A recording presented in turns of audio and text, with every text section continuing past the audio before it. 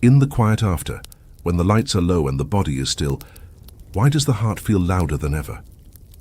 She lies next to him, skin against skin, yet she feels like a ghost in her own bed. He scrolls through his phone, numb, not because he doesn't care, but because something inside him died long ago, and no touch seems to bring it back. We've mistaken closeness for connection. We've confused desire with meaning. And in the rush for pleasure, we never stopped to ask, what are we really searching for between the sheets?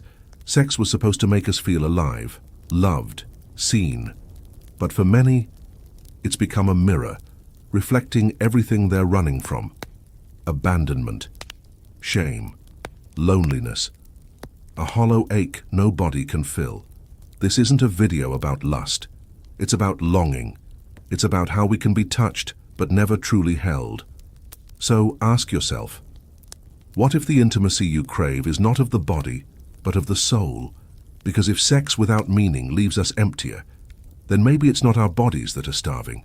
Maybe it's something deeper, something sacred we've forgotten. Let's be honest.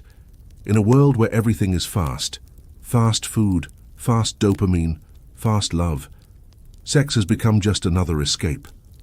Another thing to chase when we don't want to feel the silence, the ache, the parts of us we buried long ago. We've been told that sex is freedom, that it's empowerment, that it's natural and necessary, and if you're not having it, you're somehow broken. But here's the uncomfortable truth no one wants to say out loud. You can have all the sex in the world and still feel completely alone. You can be touched by someone's body and still feel untouched in your soul. Why does that happen?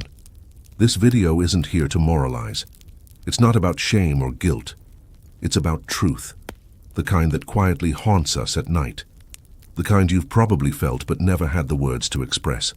We're going to explore what happens when sex becomes a substitute for love, when physical intimacy replaces emotional safety, and when desire becomes a drug we use to numb everything else, from psychological patterns like avoidant attachment to philosophical questions about meaning, presence, and connection. We'll dive deep into the hidden side of intimacy that nobody warned us about. So if you've ever walked away from a night of passion feeling emptier than before, or if you've ever used sex to forget someone you couldn't stop loving, you're not alone. Let's begin with the question that unravels everything. When did intimacy stop feeling sacred and start feeling hollow? We live in a generation that talks endlessly about freedom, freedom to choose, freedom to express, freedom to love however we want. But somewhere along the line, that freedom turned into something else. We began to confuse liberation with disconnection. We stopped asking what sex means and started using it to prove that we were okay, desirable, valid, worthy of being wanted, even if only for a night. The culture tells us, if it feels good, do it. And for a moment, it does feel good. The rush, the chase, the validation. But when the lights go off and the body next to you fades into silence, a deeper voice begins to whisper, is this really what I needed? Because intimacy without meaning, touch without tenderness, desire without depth, can quietly shatter something sacred in us. We don't talk about the emotional hangover that follows these moments. We don't talk about the numbness that builds with every meaningless encounter. We don't talk about how we start to forget what real connection feels like, how our hearts slowly learn to expect less, ask for less, feel less. This isn't just about sex. It's about the human longing underneath it, the longing to be seen, not just looked at, to be felt, not just touched, to be understood, not just desired. Psychology shows us that repeated shallow intimacy can confuse the brain, creating attachment where there is none, stimulating bonding chemicals like oxytocin in the absence of emotional safety, and eventually dulling our capacity for deep, committed love. And philosophy reminds us that without meaning, pleasure is just a distraction. Nietzsche once said, "He who has a why to live can bear almost any how." But many of us have forgotten the why. We pursue the how, the act, the thrill, the attention, but lose sight of the soul underneath it. What we're really craving is not more bodies. It's more truth, more presence, more safety in being seen completely, flaws, fears, shadows and all. And yet, we've built an entire world where real intimacy is the scariest thing of all. So we settle for touch without trust. We trade connection for convenience, and we end up in a loop, repeating moments that feel good on the surface, but leave us emptier each time. This video is for those brave enough to pause and ask, what am I really chasing when I chase sex? What wound am I trying to heal? And what would it look like to stop escaping and start connecting? Now that we've touched the emotional roots of this issue, let's dive deeper into the core ideas. Because what's happening here isn't just about choices, it's about conditioning, confusion, and a deep psychological hunger that many people don't even realize they have. 1. The illusion of intimacy. In today's world, it's easier than ever to get physical, but harder than ever to feel emotionally close. Apps let you swipe your way into a stranger's bed. Movies normalize the hookup as the modern form of romance. Even casual conversations treat emotional detachment as strength. But what we often call intimacy isn't intimacy at all. True intimacy is not just closeness of skin, it's closeness of soul. It's the courage to let someone see your vulnerabilities without fear. But many of us, conditioned by past pain or cultural noise, no longer know how to do that. So we trade emotional nakedness for physical nakedness. Why? Because the body is easier to show than the soul. 2. The emotional consequences of meaningless sex. Let's talk psychology. When you have sex with someone, even casually, your brain releases chemicals like oxytocin, the bonding hormone, dopamine, the pleasure, reward hormone, and vasopressin, linked to long-term commitment, especially in men. These are not just biological responses, they're emotional glue. And when that glue is applied to someone who isn't emotionally available or truly connected to you, it can create a psychological disconnect where your body and brain start to bond, but your heart is left confused. You start to feel attached to someone who's not truly there. And when they leave, as they often do, it doesn't just feel like a breakup. It feels like abandonment, even if there was no relationship to begin with. Repeated enough times, this cycle trains your mind to expect loss, to distrust connection, to feel emptier after moments that are supposed to bring closeness. It's trauma disguised as pleasure. 3. How culture turned sex into a commodity. There's another layer to this, the philosophical one. Think about it. Everything in our world today is optimized for speed, convenience, and consumption. Fast food, fast fashion, fast content, fast intimacy. We've been sold the lie that more equals better, more freedom, more partners, more excitement. But in reality, this mindset turns people into products. We start shopping for connection, swiping, rating, discarding, as if another human being is just another item in our emotional cart. Philosophers like Martin Buber warned us about this. He said there are two ways to relate to another person: as a you, a sacred being, worthy of respect and presence, or as an it, an object to be used or experienced. Modern intimacy has become an I-it interaction.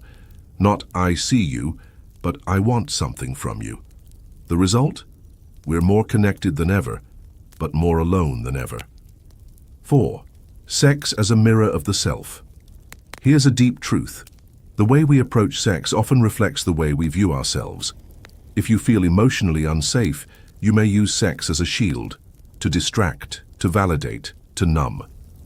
If you don't believe you're worthy of lasting love, you may settle for moments that look like love but aren't.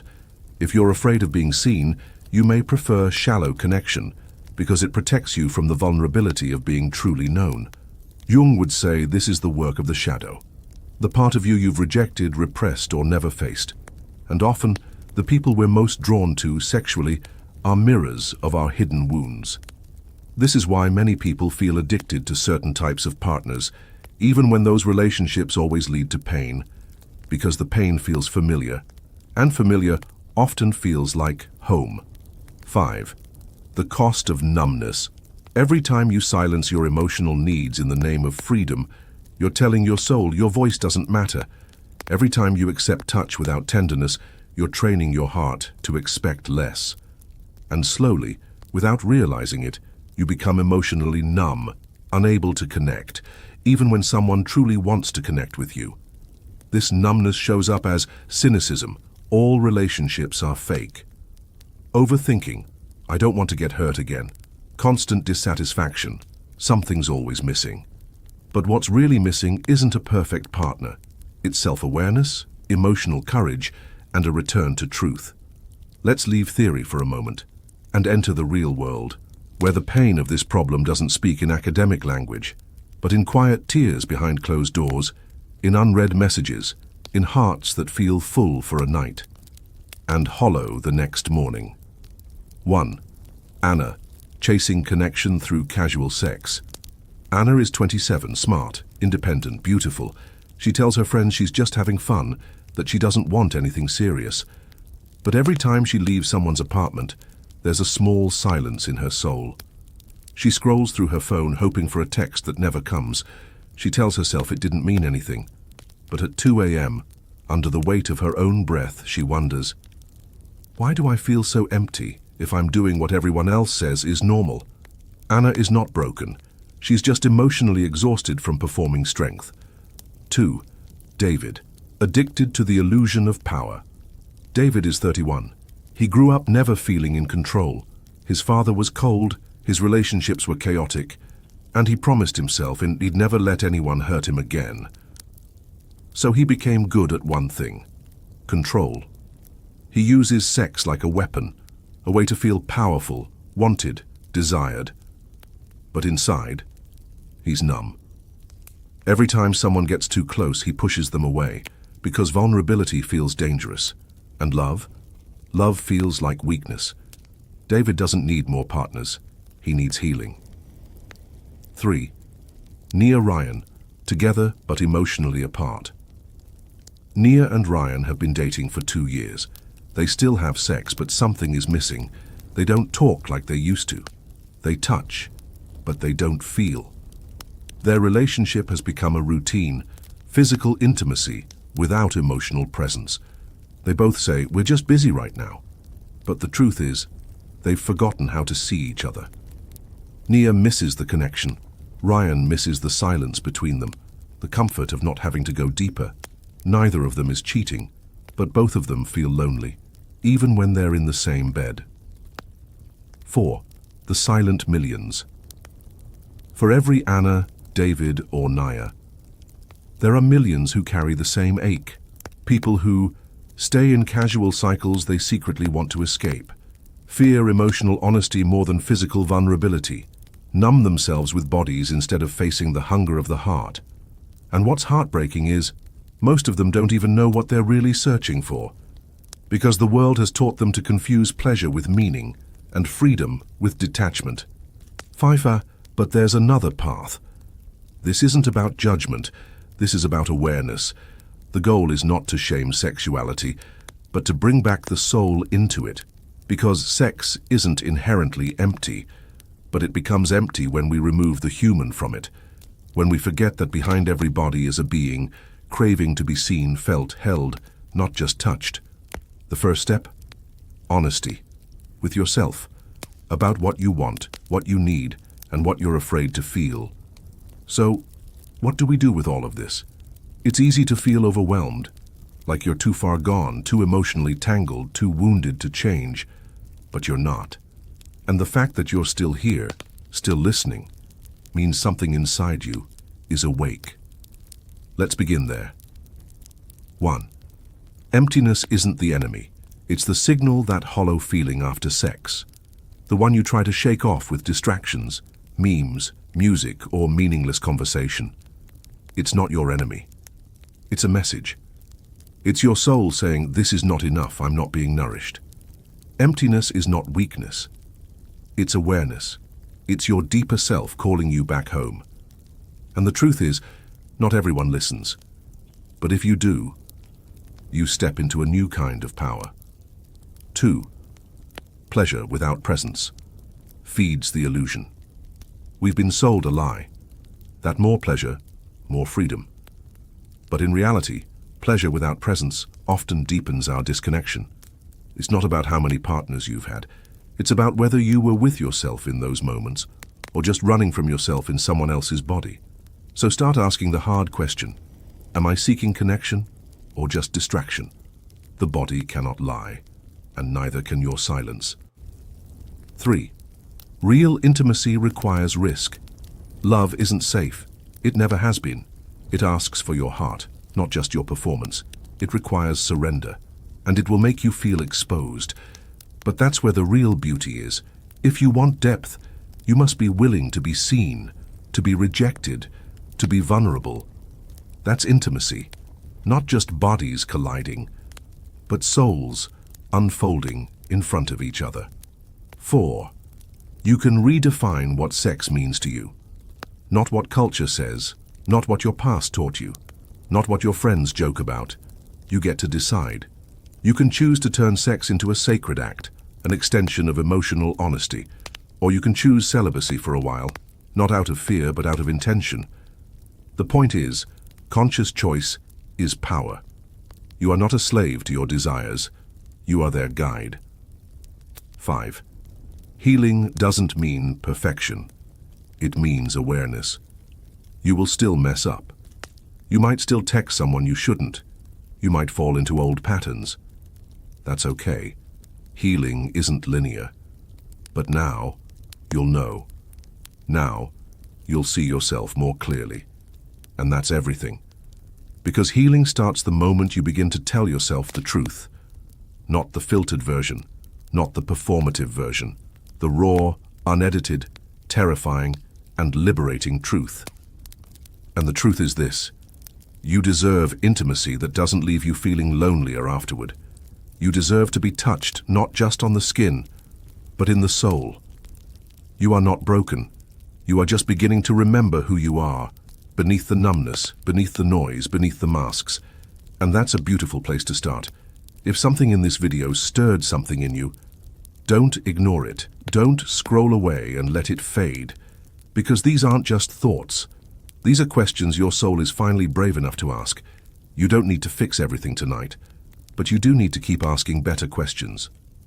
So here's what I want you to do. Pause for a moment. Turn off the noise. Sit with what you're feeling and ask yourself, not the world, not your past, just one quiet question. What kind of intimacy do I truly want? Write it down. Speak it out loud. Let the real answer surprise you. Then, when you're ready, come back here. This channel isn't about fake motivation. It's about soul excavation, peeling back layers until you find something real, something yours. So if you felt seen in this video, if you felt less alone, subscribe, share it with someone who's been searching too, and leave a comment. Let this be a space where honesty lives. You're not crazy. You're not broken. You're just waking up, and you don't have to do it alone.